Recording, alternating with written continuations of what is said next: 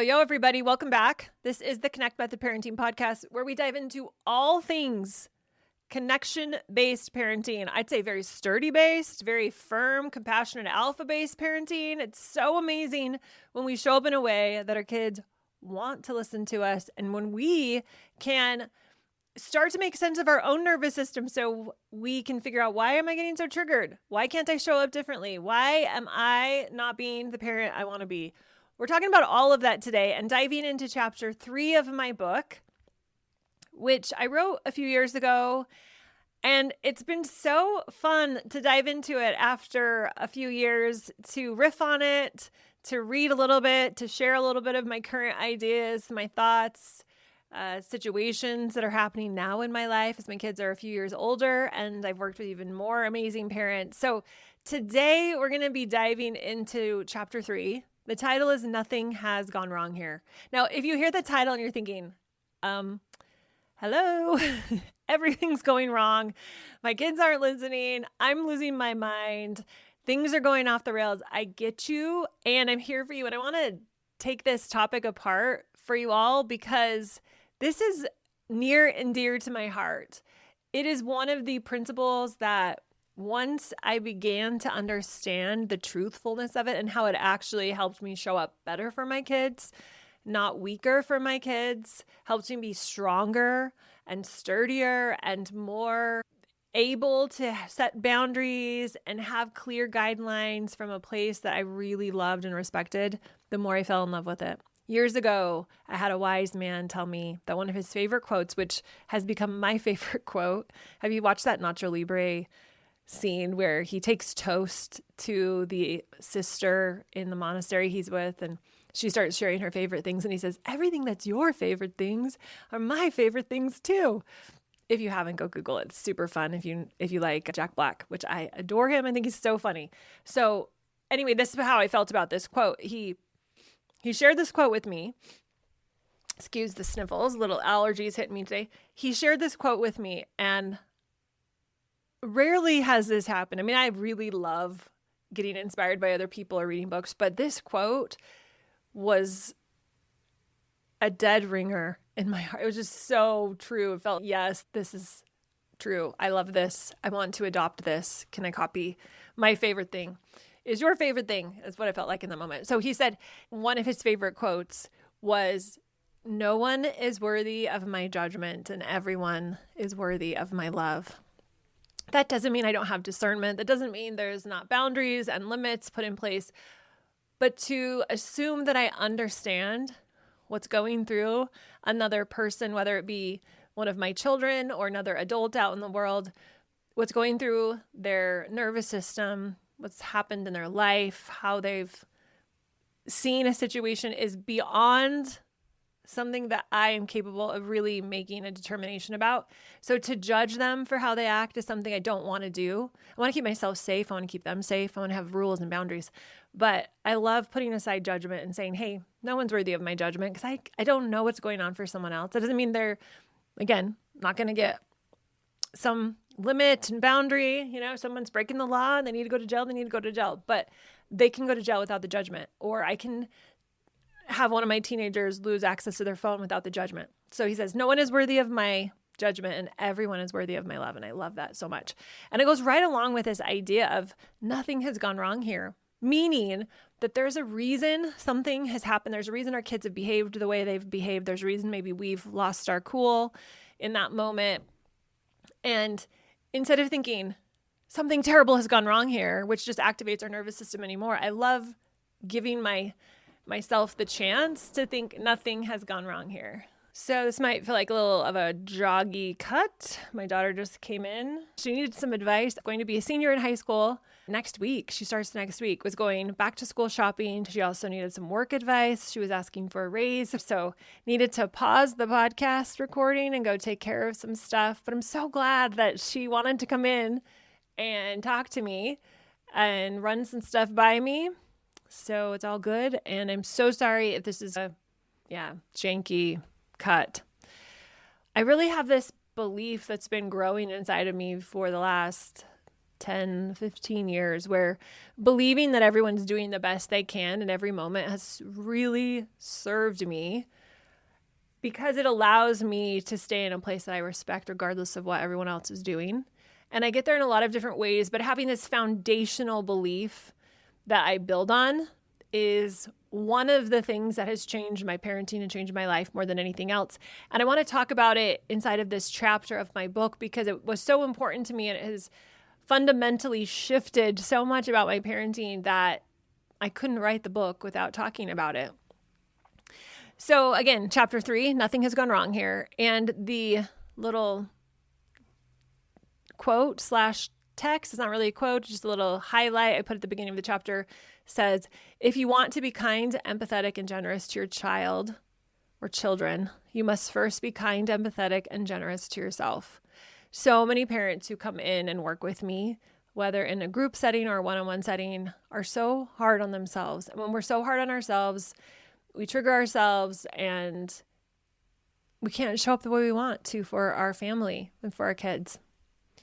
Well, I go right into this idea that your parenting report card doesn't include your child's behavior. I mentioned this in the last chapter, and I bring it back here again because great parenting has nothing to do with your child's behavior and everything to do with the parent's behavior.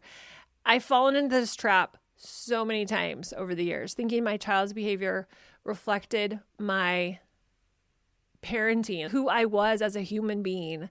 When my 2 little girls had spontaneous and simultaneous meltdowns at the checkout aisle in Target, I wasn't surprised when the mom in front of me turned around. She was with her older daughter. Her daughter was a teenager.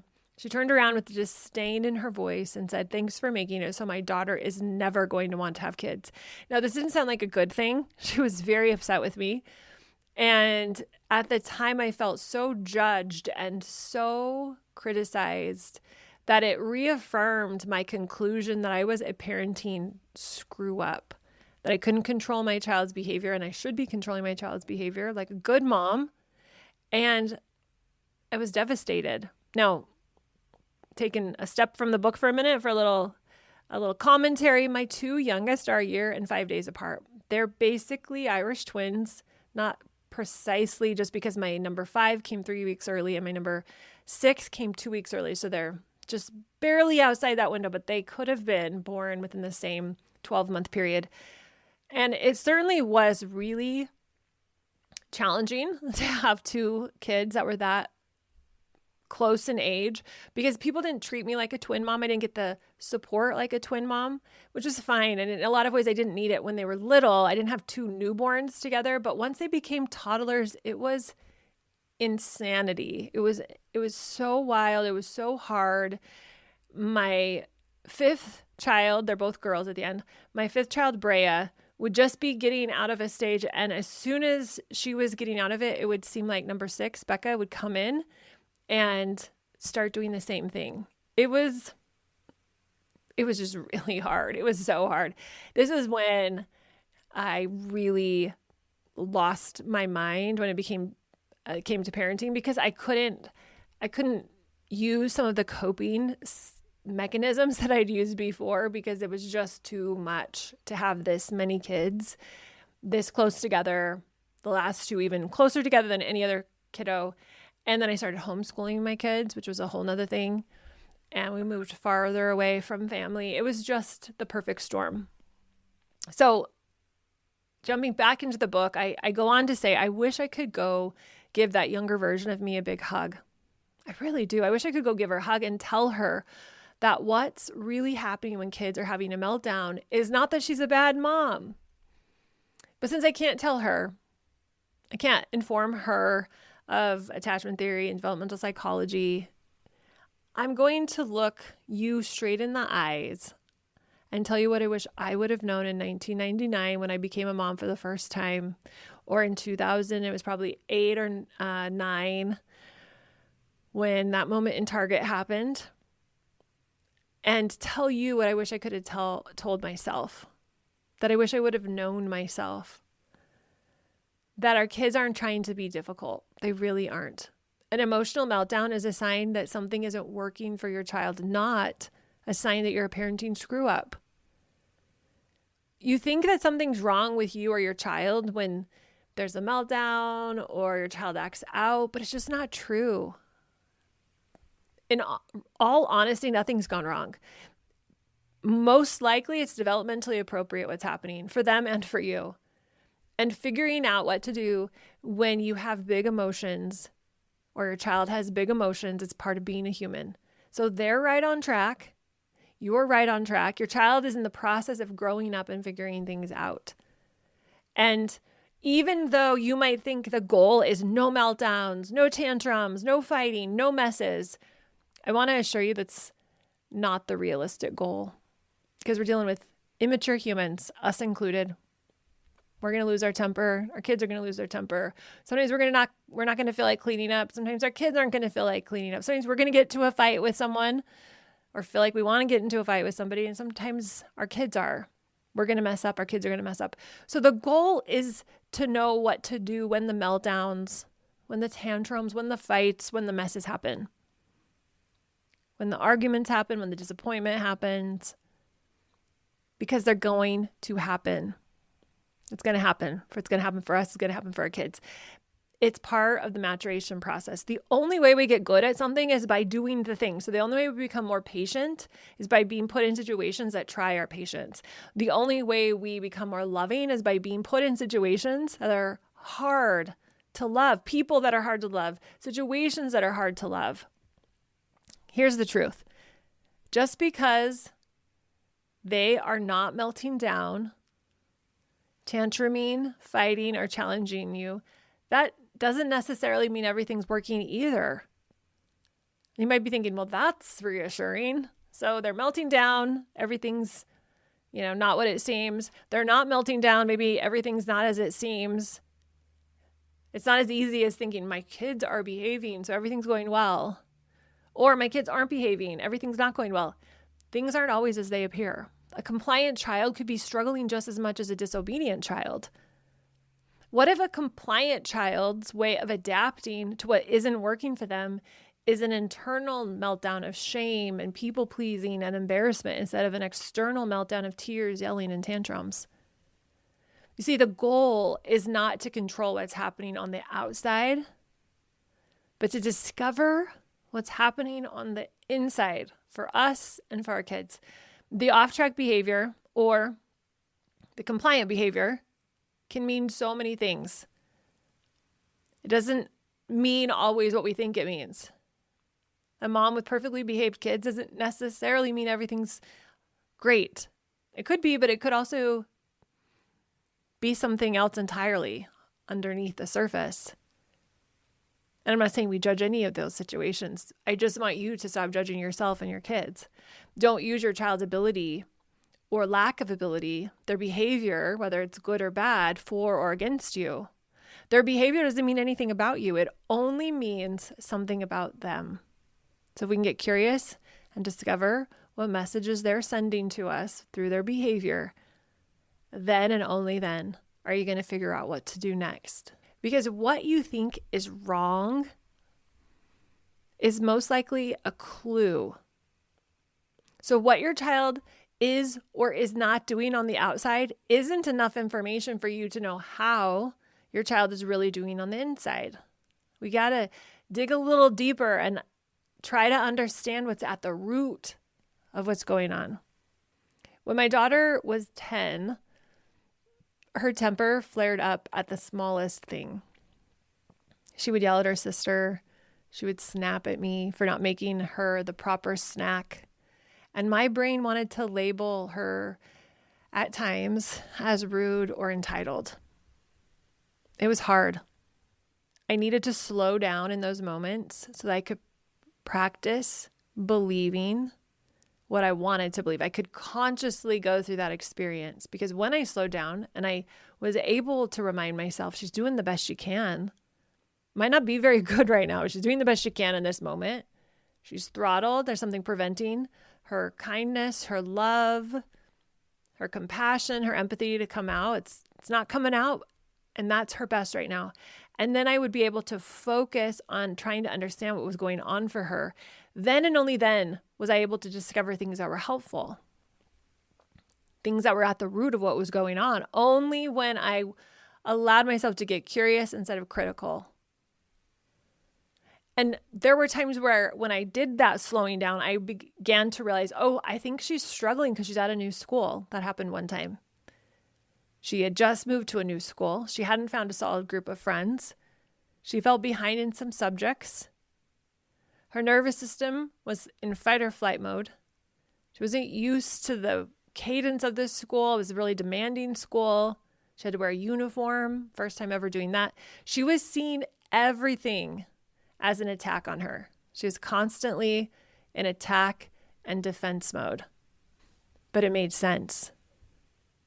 And the realization I had around what was going on for her and why she was acting the way she was acting changed the way I felt about her. I was able to feel empathy and compassion for her.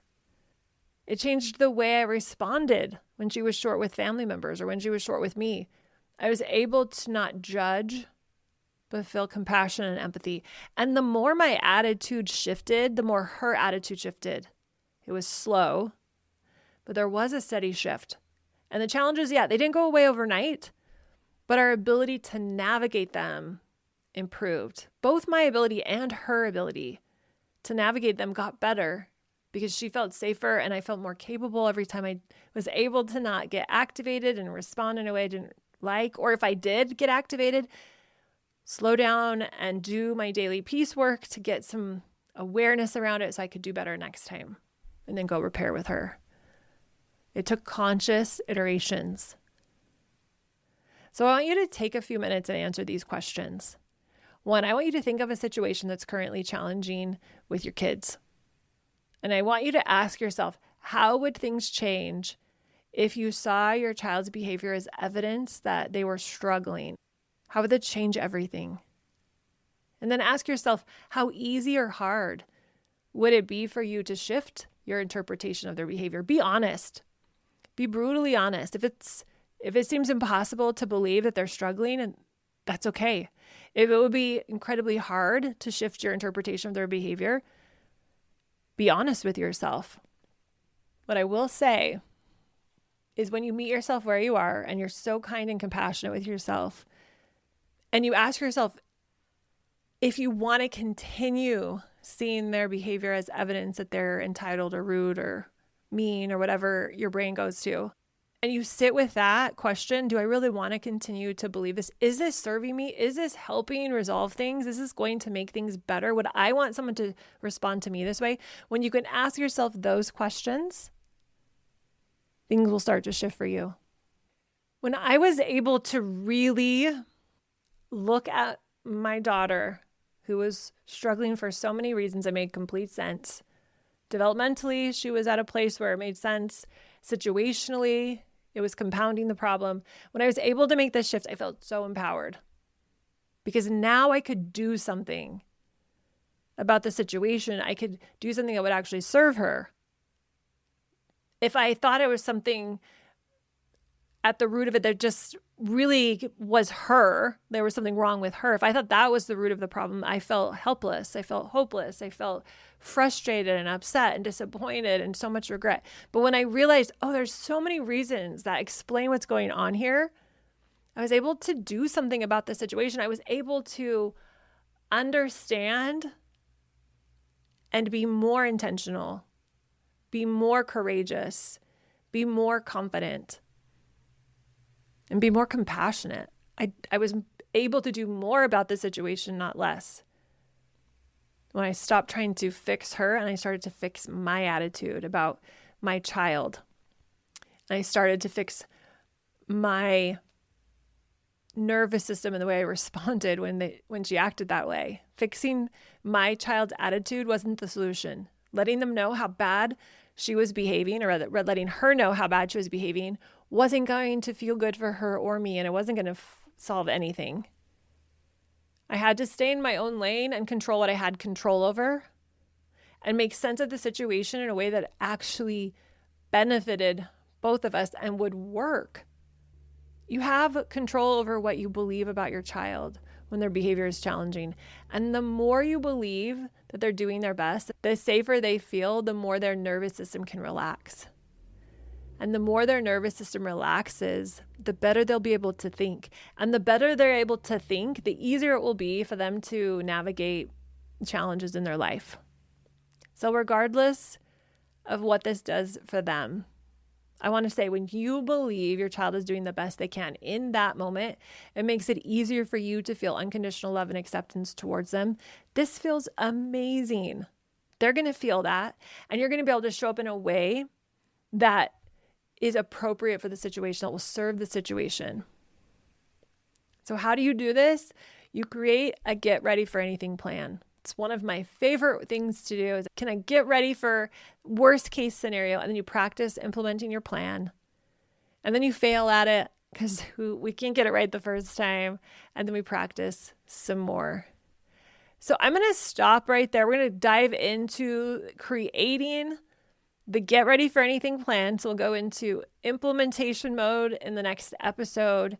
So if you're listening to this sequentially, these episodes in order as they're being released, what I want you to do, this is your homework assignment from this episode, is to think of something that's been challenging for you with your child, with the behavior, something that's triggering you, and have it in mind when you listen to the next episode. It's really going to help you do the implementation work that will get you from not just knowing better, but doing better.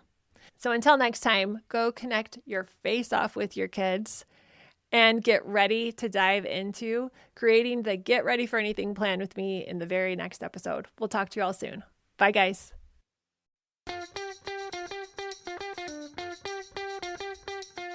Thanks so much for listening, you all. If you are ready to learn more about Connect Method Parenting, if you've been listening to the podcast and you think, ooh, I'd love to be able to implement this in my life and with my parenting more, then check out Pivot. It's my 8-week program where we deep dive into learning and implementing Connect Method Parenting so that you can take this information and transform your parenting journey. Head over to connectmethodparenting.com to find out when the next group starts.